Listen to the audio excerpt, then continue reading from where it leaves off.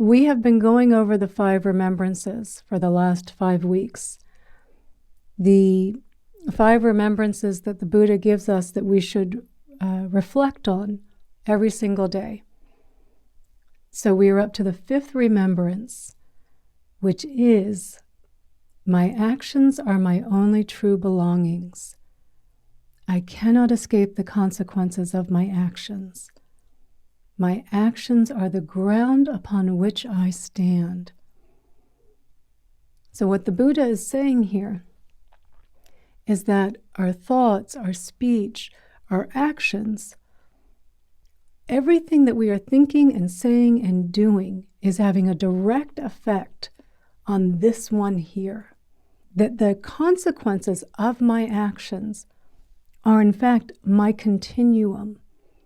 So the actions that were done in the previous moment are giving rise, the consequences to me in this moment. And the actions that come out of this moment are going to be the consequences of how I am arising in the future. And so what he's saying is that we should be very mindful of our actions because we have a direct effect on this one, how we are arising in each moment based on our actions.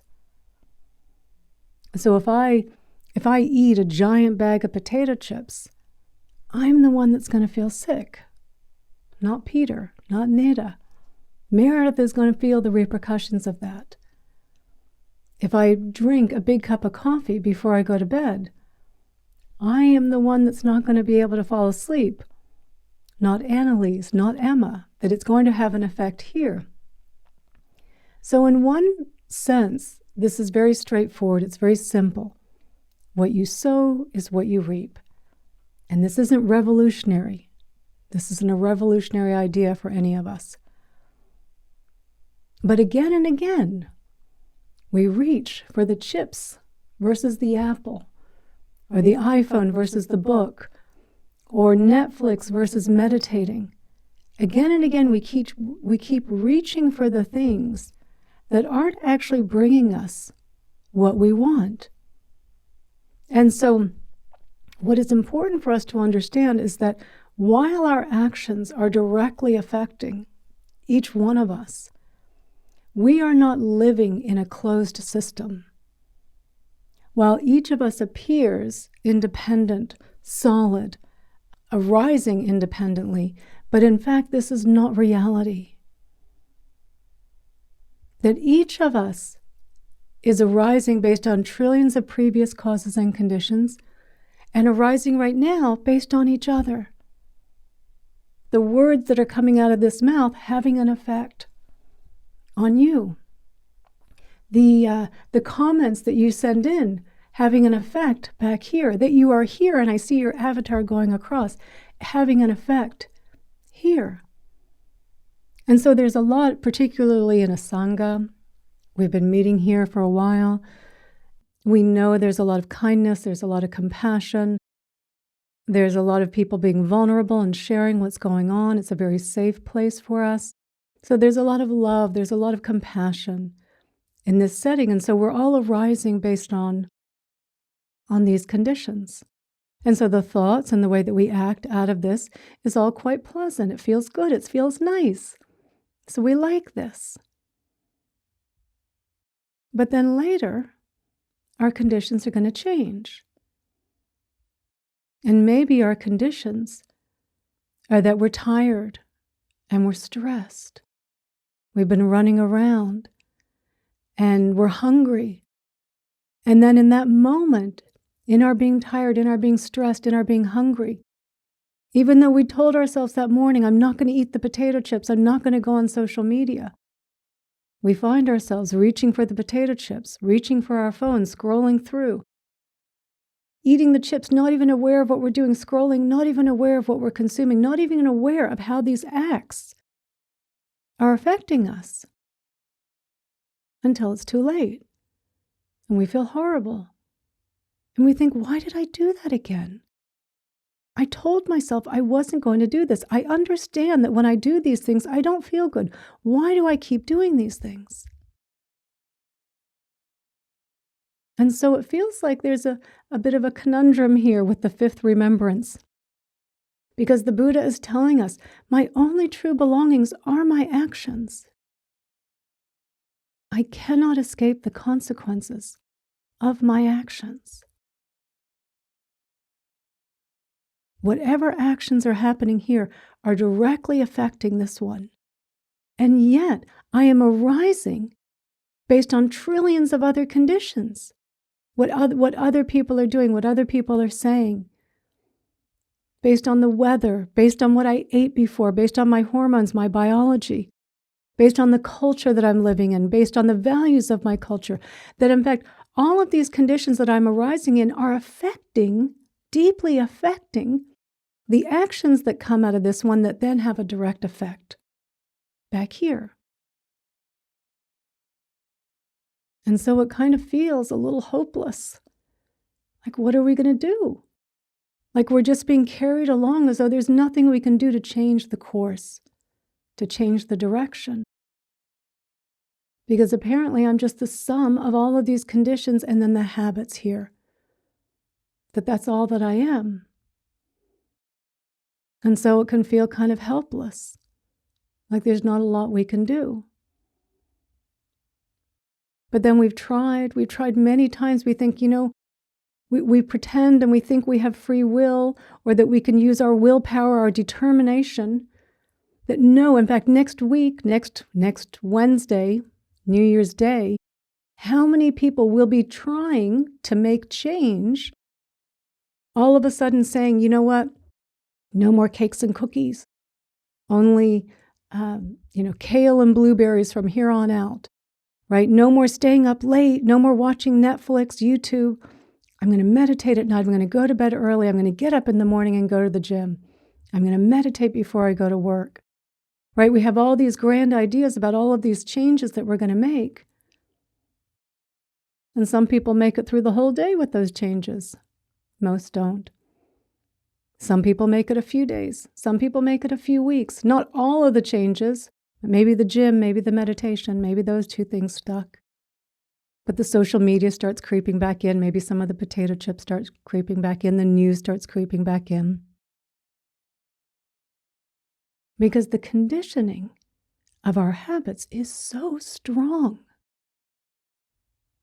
We cannot escape the consequences of our actions. And yet it feels like our actions are just doomed to repeat themselves. Because we make the mistake of thinking that we can make changes outside of the conditioned world. And this is why we keep repeating the same mistakes over and over again, acting in ways that keep causing harm for us. And then not paying attention to the main condition, the primary condition that is causing all of this suffering to begin with. That we are not seeing reality, that in fact, the way we see ourselves through the ego, that little voice that's always out back there talking, I want this, I want to get over there, I don't want that. Oh, they better get out of my way. They shouldn't be doing that. I shouldn't be doing this. Just that little voice that's been going our whole lives. Out of that little voice is a belief that I am a solid, independent being, that I am the center of the universe, not a part of the universe, but the center of it. What I want matters most. And so out of that belief, the actions that cause the suffering, and we keep repeating it again and again and again because we don't look and see the reality of the conditioned world that we live in. That each of us is arising interdependent, interconnected. As Thich Nhat Hanh says, interbeing. None of us is independent here. We don't see that. And to understand that when the conditions arise of our meditation practice, our mindfulness practice, the wisdom teachings, the compassion practices, when they arise, that in a moment of being frustrated you're trying to load an internet page. Trying to load a page on the internet. And in that moment of being frustrated, that the conditions of meditation and mindfulness and the wisdom teachings can arise in that moment, that you can remember in that moment to take a mindful breath and breathe. Instead of going down the path of getting frustrated and, this shouldn't be happening to me because I need to get on this call, I need to do something, I need this information, going down the cycle of suffering, repeating the same habits. That mindful breath, just the condition of one mindful breath and understanding in that moment, I'm not controlling how this web page is loading right now. And in that letting go of the controlling for a moment, in that breath, in that pause, in the seeing that I'm simply not controlling that, we let go of the grasping. We let go of the control. We let go of this belief that I am making everything happen. And in letting go of the grasping of a me that this is happening to, and instead seeing the reality of what it is that's actually happening, wisdom, understanding, insight arising. And so the actions that now take place out of wisdom, understanding I'm not controlling the internet, and I can either take a pause, take a breath, maybe I can just restart my computer mindfully, peacefully, no problem, because that might be a good action to take. Maybe I can text someone that was waiting for me on the other end to get on a Zoom call and just let them know I'm having some trouble. So we're still acting, but now we're acting in alignment with reality. In tune with harmony, in tune and in harmony with reality. So our continuum now,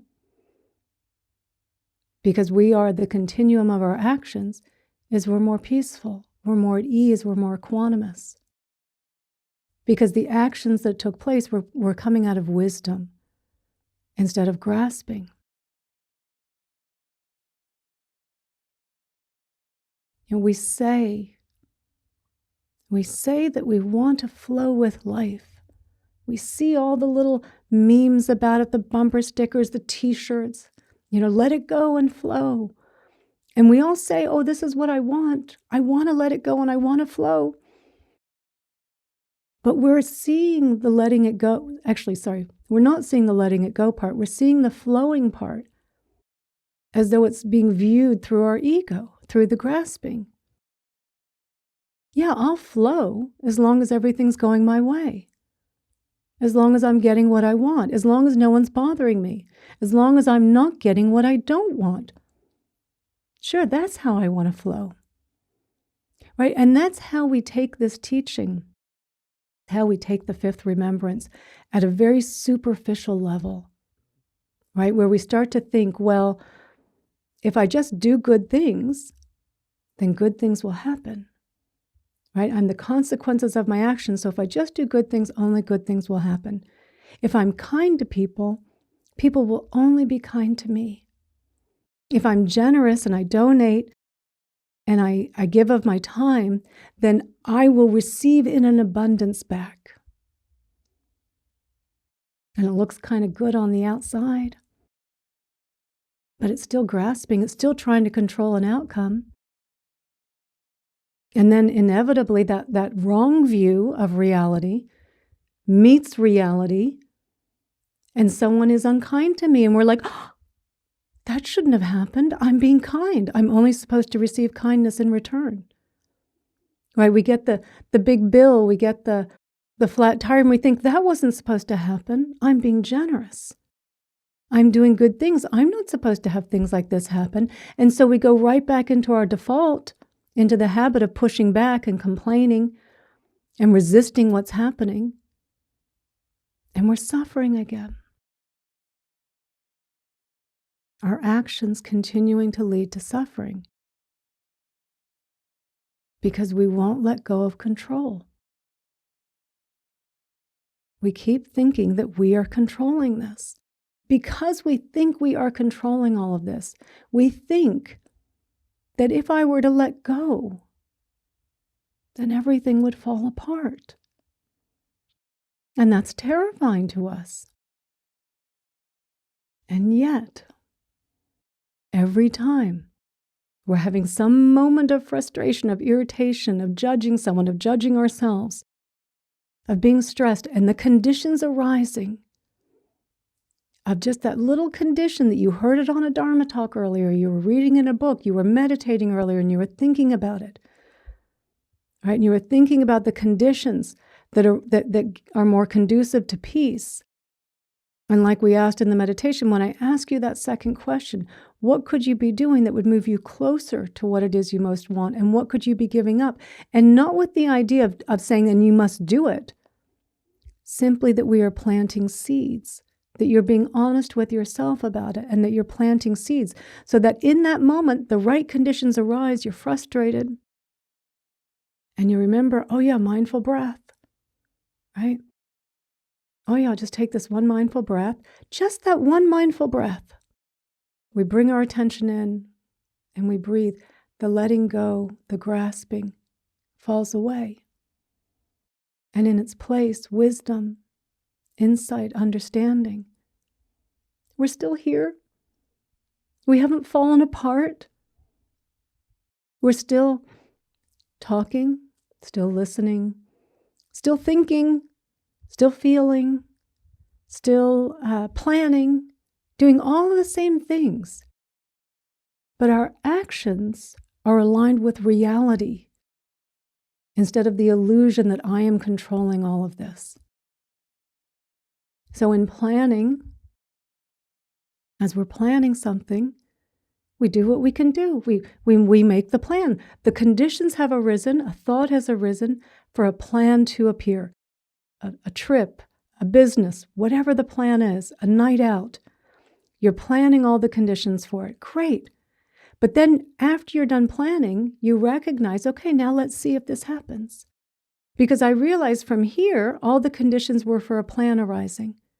But now this plan is going to meet all these other external conditions, and I don't know if it's really going to work out exactly like this. And the more open I am to seeing maybe there's a better plan, right? Maybe I didn't think of everything at that time. Maybe there's a better plan. Maybe the plan actually starts to go awry where it starts to become, the whole plan starts to get blown out. And if we fall back into our old patterns, well, I was controlling all of this shouldn't be happening, we suffer. So out of the actions, the resisting, the complaining, the judging, we suffer. Or the wisdom, the compassion, the understanding that, I'm not really controlling all of this. Let's make the best of this that we can do. And let's see how this can play out. So now, because of those actions coming out of wisdom, not sitting back and saying, I can't do anything, but recognizing what can I do? The resisting isn't helping.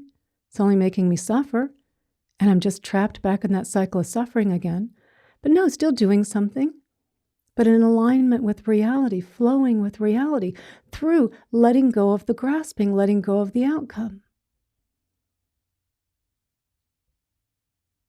And when we have a moment, when we're feeling stressed, right? The conditions are stress is arising because it will still happen. It will still happen. We will still have moments. Maybe you're running a little bit late. Everyone's kind of rushing along. You're all trying to catch a plane. Something's happening. Like, okay. And in that moment where you can feel the grasping and, oh no, what if this goes wrong? And this is horrible. And how did this happen? And I should make sure this never happens again, right? Instead of all of the complaining, the actions, the thoughts that are happening that are creating more suffering, we just remember again that mindful breath, to remember, oh yeah, I'm not controlling any of this. I can run to try and catch the plane. Great. Enjoy the running to the plane. I can move a little more quickly. No problem. No problem. But in that moment, the grasping is gone because there's a realizing I am not controlling this. I am arising based on these conditions, and the conditions are a little fast right now, and that's okay.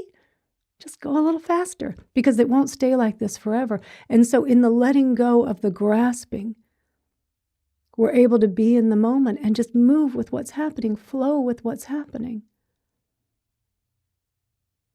So we're still acting, but we're acting out of wisdom, compassion, insight, understanding. Or when we're feeling something unpleasant, right? Not just the stress, but we're feeling some sadness, we're feeling some grief, we're feeling some anger. And because of all of the conditions of the Dharma talks that you've been on and all the meditation and all the mindfulness, and how many times you've heard come out of this mouth here, feel your feelings. And the conditions arise, still conditioned. The condition arises. Oh yeah, feel this. Accept what's here, breathe into it, welcome it, nurture it. Because those are the conditions that are arising. For whatever reason, sadness is arising. For whatever reason, grief is arising, anger is arising. And instead of acting on it in our heads with our thoughts that are creating suffering, I shouldn't feel this shouldn't be happening, I'm so angry about that happening. Instead, the conditions now, because just that one mindful breath, the grasping goes away and the wisdom arises. And we recognize, I'm not controlling how I feel. None of us knows how we're going to feel in 2 minutes, in 20 minutes, in 20 hours. It's all these millions and billions and trillions of previous conditions. But the way we respond in that moment, whether we act out of wisdom or out of grasping, is what determines the effect here. We cannot escape the consequences of our actions. But how we are acting, based on wisdom or based on delusion, is what determines how we are feeling. That becomes our continuum. So this isn't passive, right? That's what we think letting go means. Oh, I let go. I'm a piece of paper floating in the wind. I have absolutely no, it's tricky to say this. I don't have any control over this. And yet, in the recognizing that there's no thing independent here controlling this, in the recognition of that, the grasping falls away. And it's not grasping and then you, especially because if you're on a spiritual path, right? It's wisdom that's arising. Now we're acting out of wisdom. So our actions aligned with what it is that we most deeply want, that feeling of connection, of belonging, of peace, of contentment, of tranquility, all of that, of what it is that we want. Our actions start aligning with our intentions because we are acting out of wisdom instead of out of grasping. So the difference is that we understand this is a conditioned. Everything is conditioned. Everything leading up to enlightenment is conditioned as well. Up to enlightenment. Enlightenment itself, the enlightened mind, unconditioned mind. But leading up to it, it's all conditioned. And we understand that, and we say, okay, this is all, I can't control the awakening process either. But what I do know is that my practice, those are the conditions that lead me to it. As the wise Zen master says, enlightenment is an accident, but practice makes you accident prone. And so we understand our practice, meditation, mindfulness, the wisdom teachings, compassion practices, it's all still conditioned. Everything leading up to this and to enlightenment is all still conditioned. We can't try and live outside of the conditioned world because that is in fact what we're trying to do right now in the grasping. That's the delusion that we're all living under and why we keep repeating the same patterns and habits over and over again and go, why do I keep getting stuck? Why do I keep doing the things that do not bring me peace and happiness? Because we think there is a part of us that is not a part of the conditioned world. So it is in seeing reality, even just seeing glimpses of reality, every time you take a mindful breath, and that frustration, that irritation, that judging, whatever it was that was happening, there's a letting go in that moment, and a recognition, oh yeah, all this is arising and happening. And in the letting go, the wisdom and the insight arises. And then we're acting based on wisdom and insight. So when we remember the fifth remembrance, when we reflect on this, my actions are my only true belongings. I cannot escape the consequences of my actions. My actions are the ground upon which I stand. We remember, yes, these actions, whatever actions are coming out of this, are having a direct effect here. And the more that I think I'm controlling this, the more that I think I live outside of the conditioned world, the more that I will suffer the consequences of my actions. And the more that I start remembering and paying attention to how the world is arising in each moment and how I am arising in each moment. And even just if you were to take away the main practice, the main thing, just to remember one mindful breath. One mindful breath. That is enough. Bring your attention in. Breathing in, feeling the breath moving through the body, letting go. That is enough for the grasping to fall away, and the wisdom and the insight to guide the next step, and the next step, and the next step. But it is so critical, that first mindful breath, that so often gets forgotten. And so if we can just remember, the more that we can breathe mindfully in that first condition, when the wisdom and insight and compassion arises with the mindful breath, then we're knowing what it is that we need to do. We're responding more in tune with reality.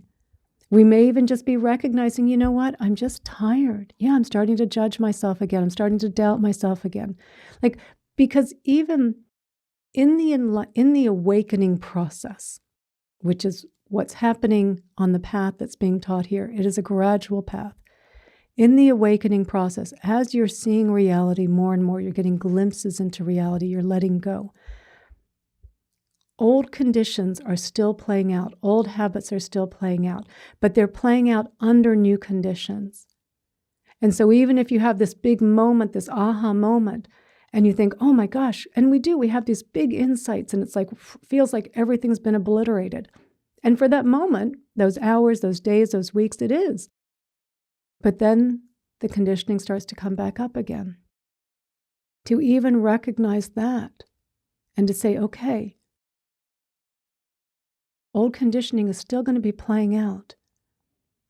So not to fear that, but to recognize, yes, it's still going to happen. So when the doubts arise, when the fear arises, when the self-judging arises, I'm not good enough, I'm hopeless at this, when that arises, and you remember, oh yes, just one mindful breath. That's all I need right now is one mindful breath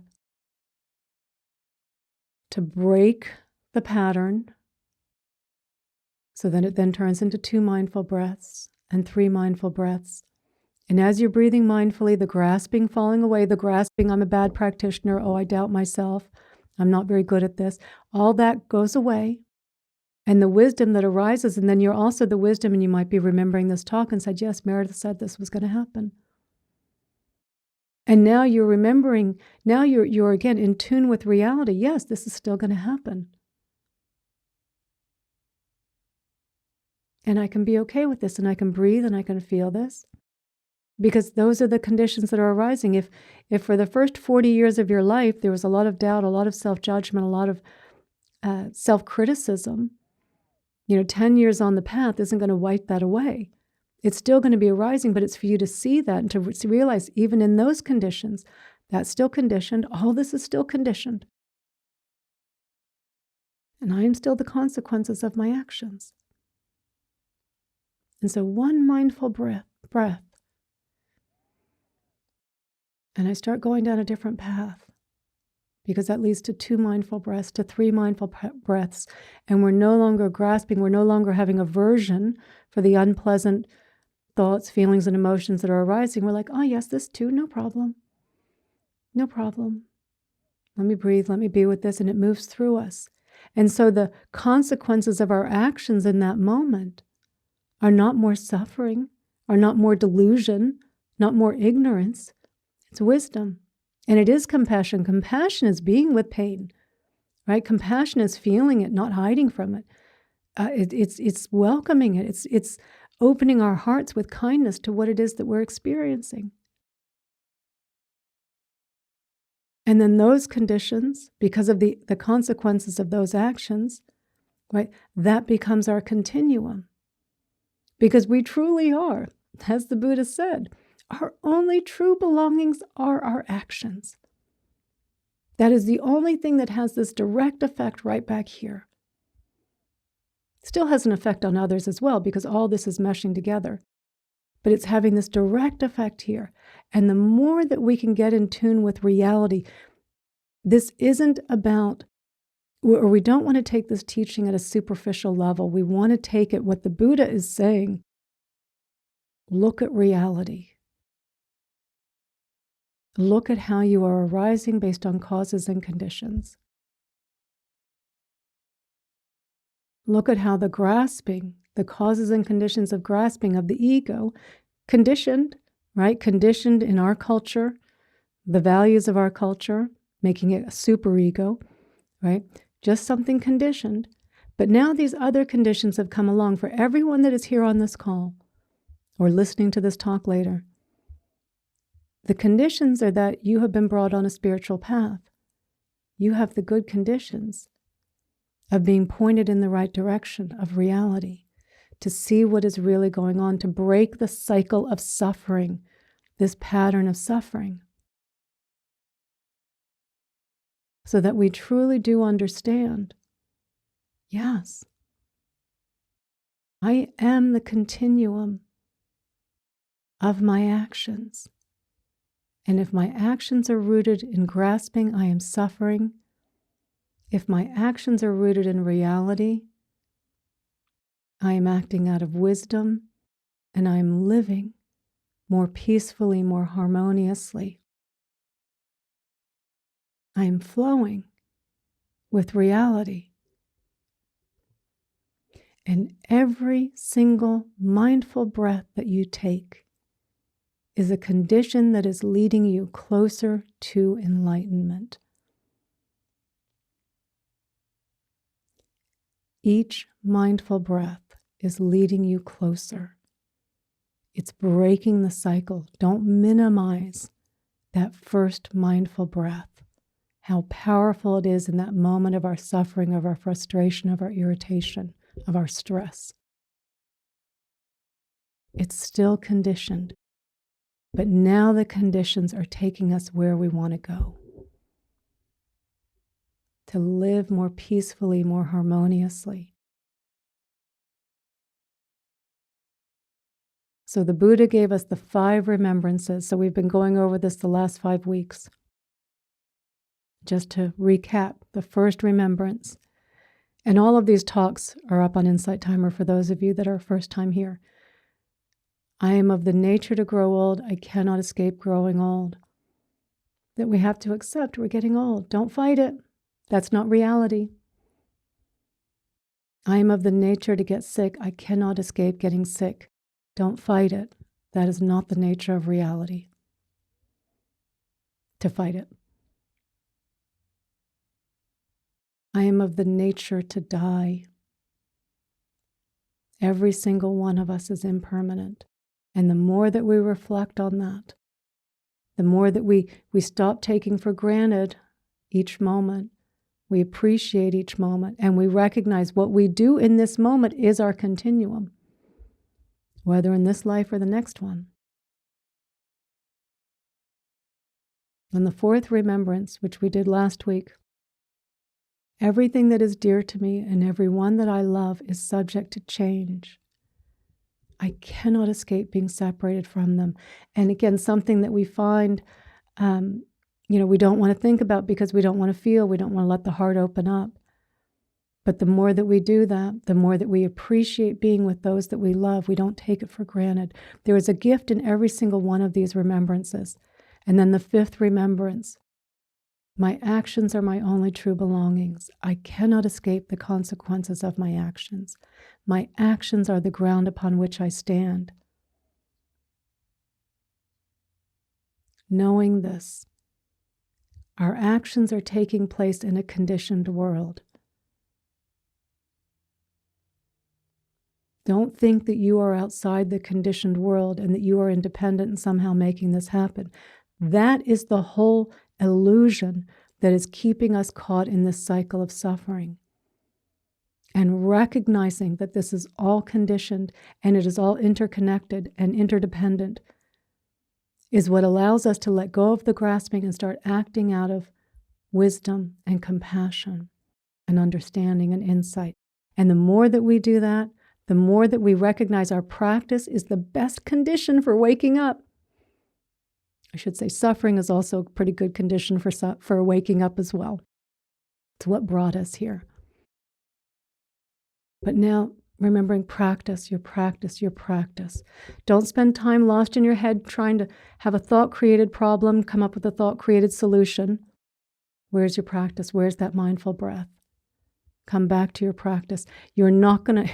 This is what we do all day. Thought-created problems, looking for thought-created solutions to appease a little thought-created me that will only be satisfied for a moment, and then it will come up with something else. Right? We're living in the cycle of suffering, of ignorance. So the Buddha suggested that we say these 5 remembrances every day. Say them at the beginning of your meditation, at the end of your meditation. Say them at some point when you wake up, when you go to bed, in the middle of the day. Reflect on these things. These are the realities. Every one of these teachings is pointing us to reality, the truths that we don't want to face and that also keep us trapped in the cycle of suffering.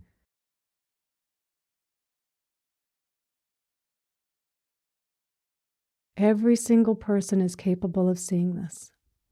You don't need a PhD. You don't need an MD. You don't have to be a neurosurgeon. You just have to pay attention to how each moment is arising. Remember that mindful breath to keep coming back to it, just to keep coming back to it, to keep coming back to it. Those are the conditions that will lead you to enlightenment. Not as though enlightenment is out there, but really, in fact, what it is it's just all the delusions start to fade away. And then you see that, in fact, your Buddha nature, your true nature, was never gone from you. It was just obscured through this false view, through this incorrect view of reality, of yourself and of reality. And so we use these remembrances to start living more in line with reality, to bring us into the present moment, to pay attention to what's going on, to wake up in each moment, to wake up again and again and again. And not to worry if you had a moment where you weren't awake, no problem, you're not controlling that. The moment you can recognize that, oh yeah, just that mindful breath again, and you're back, and you're back. You can't control that either. But we can, through wisdom, through the conditions that keep having wisdom and compassion arise, we are setting the right conditions for it, for peace and harmony. Not through trying to force it to happen, but understanding the conditions of how it does happen. And then we are living in tune with the 5th remembrance as well. And the cycle of suffering is over.